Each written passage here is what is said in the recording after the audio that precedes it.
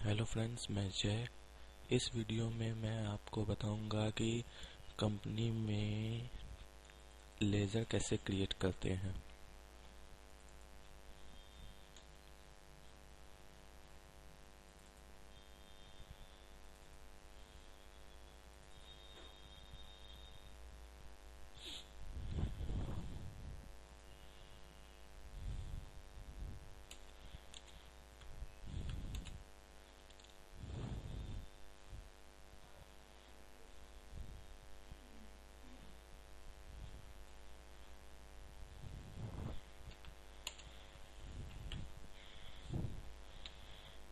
जैसे कि आप देख रहे हैं कि मेरी कंपनी नहीं आ रही है, जो मैंने फर्स्ट वीडियो में आपको बना के दिखाई थी, क्योंकि यहाँ पर मेरी डायरेक्टरी चेंज है। मैं यहाँ पर वही डायरेक्टरी मैं यहाँ पर नहीं, मैं सेलेक्ट कंपनी में जाता हूँ और वहाँ पर मैं अपनी डायरेक्टरी चेंज करता हूँ, जिससे मेरी वो कंपनी यहाँ दिखने लगेगी।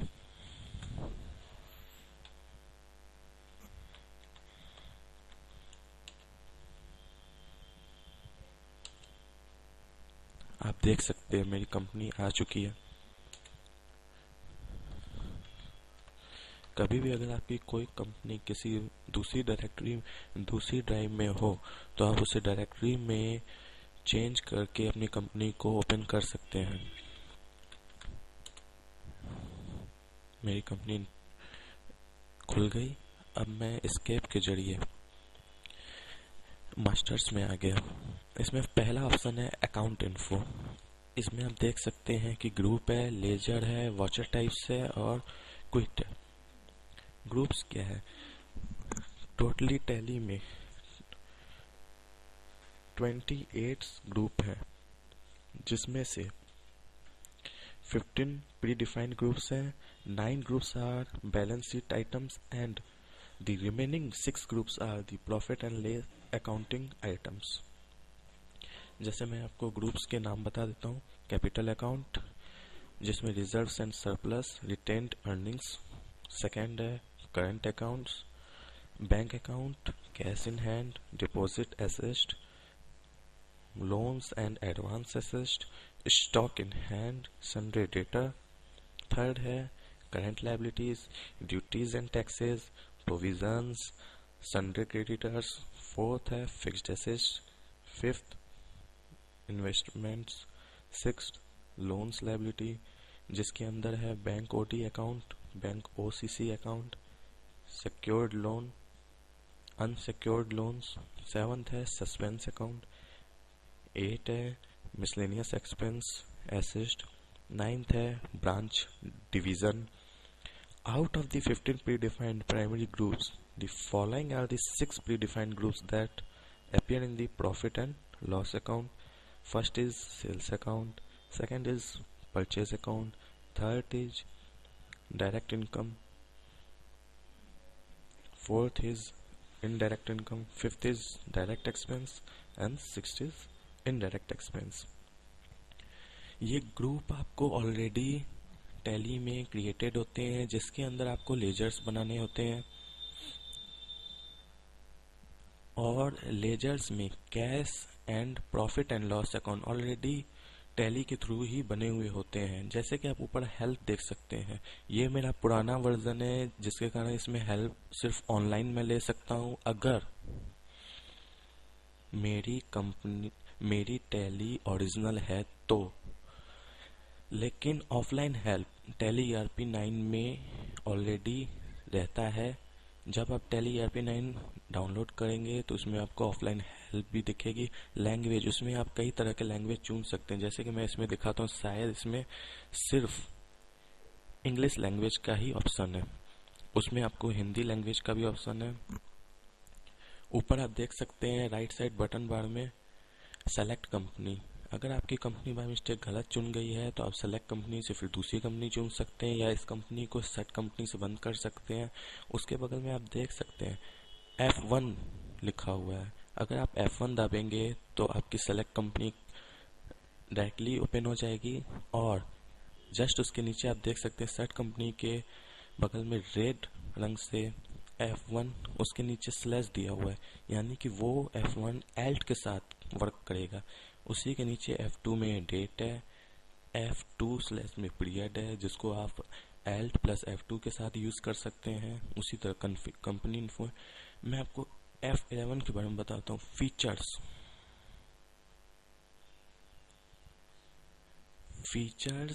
जब भी आप किसी भी कंपनी में कोई भी फीचर्स चेंजिंग करेंगे तो वो आपकी सारी कंपनी में एप्लीकेबल हो जाएंगे। मान लीजिए आपके पास टैली में 10-20 कंपनियां आप मेंटेन करके चल रहे हैं, किसी का अकाउंट आप करते हो, तो आपके वो सब में वर्क करने लगेगा। लेकिन कॉन्फ़िगरेशन ये सिर्फ आपका जिस कंपनी में आपने इसे चुना है या जिस कंपनी में आपने इसमें कोई चेंजिंग की है उसी में वर्क करेगा।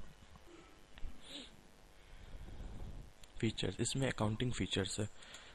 जैसा कि आप पहले देख सकते हैं, इंटीग्रेटेड अकाउंट्स विद इन्वेंट्री, यानी कि जैसे मैंने आपको बताया था कि मैं अकाउंट्स के साथ इन्वेंट्री मेंटेन करना चाहता हूं, तो मैंने यस कर दिया है। ये बाय डिफॉल्ट भी यस होता है, अगर आपका नोड है तो आप इसे यस कर सकते हैं। Income expenses statement instead of PL, जो लोग नॉन ट्रेडिंग बिजनेस में है, जैसे कि फ्लैट की अपनी मेंटेन करना चाहते हैं अकाउंट्स, तो वो लोग पीएल की जगह इनकम एंड एक्सपेंसेस स्टेटमेंट देखना चाहते हैं, तो वो यहाँ यस कर देंगे, तो बाहर में आपको पीएल की जगह ये शो करेगा। अलाउ मल्टीपल करेंसी, आपकी करेंसी अगर आपका बिजनेस अगर वर्ल्ड वाइड है तो आप यहाँ पर अलग अलग करेंसियों में बिजनेस करेंगे तो यहाँ पर यस करेंगे। मेंटेन बिल वाइज डिटेल, आप अगर बिल वाइज डिटेल मेंटेन करके चलना चाहते हैं कि मैंने किसी को 10 बिल में सामान दिए हैं, तो मैं जब पेमेंट लूंगा तो बिल वाइज लूंगा, उसमें आपको क्रेडिट टाइम लिमिट भी मिलेगी, जिसमें आप क्रेडिट लिमिट भी लगा सकते हो। एक्टिवेट इंटरेस्ट कैलकुलेशन, यहाँ पर आप इंटरेस्ट कैलकुलेशन कैलकुलेट कर सकते हो। जैसे कि आपने किसी से इंटरेस्ट लिया या किसी को दिया, तो आप इसमें सेट कर दोगे तो इंटरेस्ट और अपने आप कैलकुलेट होने लगेगा।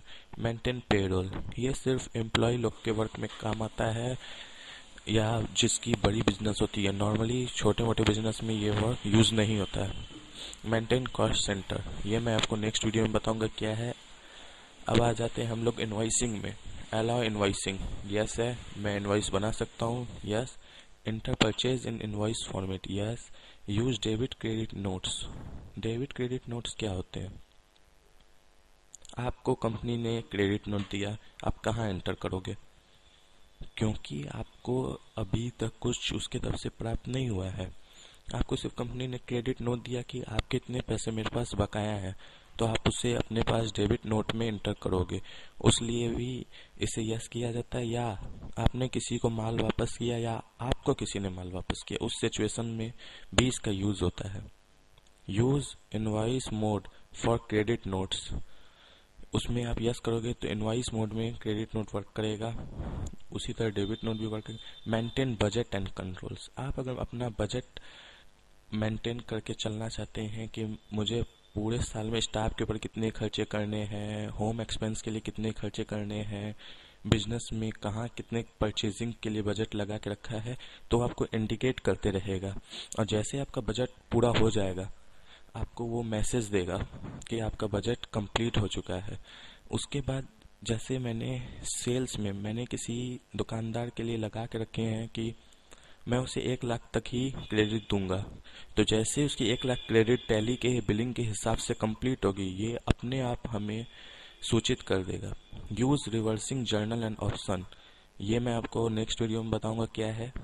इनेबल चेक प्रिंटिंग, इसमें अब यस करके उसके बाद चेक की साइज लेके सेट कर देंगे फॉर्मेट, तो आप चेक में कंप्यूटर के थ्रू प्रिंटिंग में चेक को प्रिंट अपनी कर सकते हैं। अलाउ जीरो वैल्यूड एंट्रीज, कई बार ऐसा होता है कि हमें कुछ सैंपल्स मिलते हैं जिसकी कोई वैल्यू हमें नहीं पता होती है, तो उस समय हम उस सैंपल को अपने स्टॉक में अगर रखना चाहें कि 10-20 पीस के क्वांटिटी में मिले कि हम उसे बेचना भी चाहें, तो जब हमें रेट नहीं मालूम है तो टैली उसे नहीं लेगी। अगर यहाँ पर आप यस कर देते हो तो वो जीरो एंट्रीज में भी आपकी उस सैंपल को एक्सेप्ट कर देगी बिलिंग में। अब आते हैं F2 इन्वेंट्री। इसमें क्या है, फर्स्ट इसमें भी वही है जो मैंने अकाउंटिंग फीचर्स में बताया, और सेकंड ऑप्शन भी वही है जो वहाँ पर था, मेंटेन मल्टीपल गोडाउन। इसको भी यस करने से आप अपने, अगर आपके कई जगह पे गोडाउन है तो उसको मेंटेन कर सकते हो। मेंटेन स्टॉक कैटेगरीज, यस, अगर स्टॉक की आप कैटेगरीज बनाना चाहते हो, वो मैं आपको नेक्स्ट वीडियो में बताऊंगा कैसे बनती है। मेंटेन बैच वाइज डिटेल्स, जैसे मैन्युफैक्चरिंग एक्सपायरी या बैच वाइज जो भी डिटेल होती है वो भी आप इसमें मेंटेन कर सकते हो। अगर यस करोगे आप तो वो आपकी एंट्री के समय आपसे पूछेगी Tally. Use different actual and billed account. कई बार ऐसा होता है जब हम किसी मॉल में जाते हैं तो हम देखते हैं कि वो लोग जब ऑफर्स रखते हैं अपनी प्रोडक्ट पे एक फ्री, तो उस सिचुएशन में वो बिलिंग कैसे करेंगे?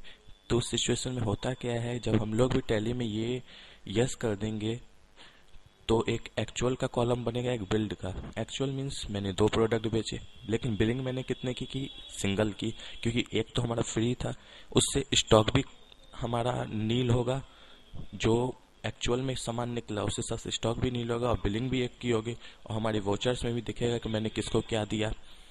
उसी तरह आ गया नीचे ऑर्डर प्रोसेसिंग में, जिसमें अलाउ परचेज ऑर्डर प्रोसेसिंग है। इसको यस करेंगे तो आप अपना परचेज ऑर्डर टैली में बना सकते हैं। उसी तरह सेल्स ऑर्डर प्रोसेसिंग है, इसको यस करने पे आप सेल्स ऑर्डर किसी का टैली में ले सकते हैं। अलाउ इनवॉइसिंग, ये जैसे कि वहां पर था सेम चीज वही है, खाली separate discount column on invoice, ये एक अलग से जुड़ गया। ये क्या है, आप टैली में अपनी बिलिंग के जगह पे अलग से सेपरेट डिस्काउंट कॉलम बनाना चाहते हैं तो इसे यस कर दें। Track additional cost of purchase, ये क्या है, ये मैं आपको नेक्स्ट वीडियो में बताऊंगा, लेकिन यहाँ पर मैं आपको हिंट दे देता हूँ। जैसे कि आपको टैक्स लगती है परचेजिंग पे, इनपुट वैट, तो आप चाहते हो कि मेरी जो स्टॉक समरी है उसमें मुझे पूरी वैट के साथ पता चले कि मेरी परचेजिंग क्या है, या मुझे जो फ्राइट लगी वो भी मेरी परचेजिंग में ऐड हो जाए। तो उस सिचुएशन में से यस किया जाता है। यूज मल्टीपल प्राइस लेवल, आप के बहुत कस्टमर है, आप उसके लिए प्राइस लेवल अलग अलग सेलेक्ट करना चाहते हो तो इसे बना सकते हो आप। उस इसे में यस करने के बाद आप अलग अलग प्राइस लेवल्स बना सकते हो। यूज ट्रैकिंग नंबर्स, ये भी मैं आपको नेक्स्ट वीडियो में बताऊंगा। यूज रिजेक्शन इनवर्ड, ये भी मैं आपको नेक्स्ट वीडियो में बताऊंगा। F3 स्टेटरी, इसमें आप जो भी आप टैक्स टैली में यूज करना चाहते हो, जैसे कि TDS हुआ, FBT हुआ, freight benefit tax, tax collected at source, excise details, VAT, VAT के अंदर CST ऑलरेडी है, जब आप उसे यस करोगे तब आपसे वो पूछेगा कि आपका CST नंबर क्या है। ठीक है, तो ये मैं आपको नेक्स्ट वीडियो में बताऊंगा। अभी फिलहाल हम चलते हैं लेजर की तरफ। जैसे आप देख सकते हैं यहाँ पर एक सिंगल लेजर और मल्टीपल लेजर।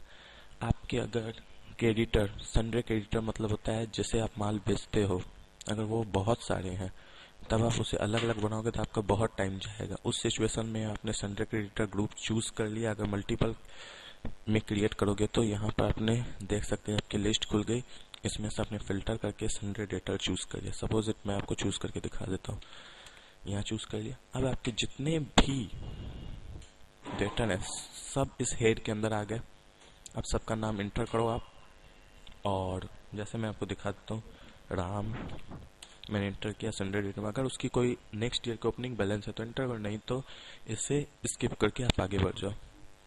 उसी तरह आप चूज करो तो इसमें आपके टाइम बहुत बचेगी। उसी तरह आपके स्टाफ हैं या क्रेडिटर हैं या और भी कोई जिसमें बहुत सारे लोग जुड़े हुए हैं जिसमें ग्रुप में, तो आप उसे इसके थ्रू बना सकते हो। अब आगे हम सिंगल में। सिंगल में क्या है, वही चीज है जैसे आप जब बिजनेस स्टार्ट करते हो तो आपको कैपिटल की जरूरत पड़ती है।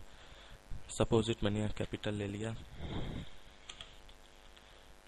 ये कैपिटल हेड के अंदर ही आएगा। अगर आप अकाउंट्स के स्टूडेंट हैं तो आपको ये समझने में दिक्कत नहीं होगी, अदरवाइज आपको थोड़ी डिफिकल्टीज आ सकती हैं इसे समझने में, क्योंकि आप अकाउंट्स को अच्छे से नहीं समझते हो। इसलिए अभी यहाँ पर अगर आपकी कोई ओपनिंग बैलेंस है नेक्स्ट ईयर की तो आप यहाँ एंटर कर सकते हो, अदरवाइज आप स्किप करके आगे एक्सेप्ट कर दो। यहाँ पर मैं आपको सैलरी, ये है मेरी इनडायरेक्ट एक्सपेंस, क्योंकि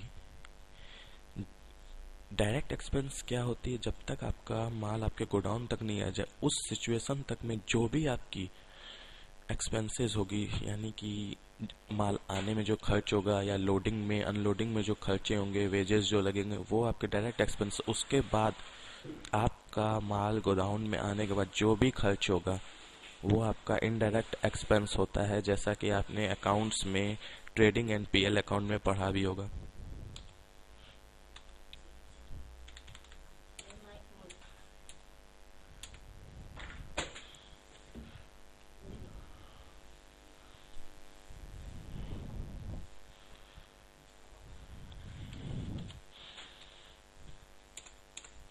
इनसे मैंने लोन लिया है बिजनेस में,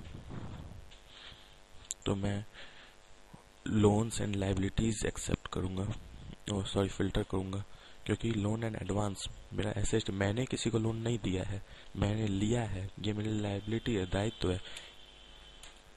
यहाँ पर मैं उसका नाम डाल नाम के साथ एड्रेस, स्टेट, पिन कोड वगैरह, PAN number, sales tax number, जो भी है वो मैं डाल सकता हूँ, जो भी उसका हो।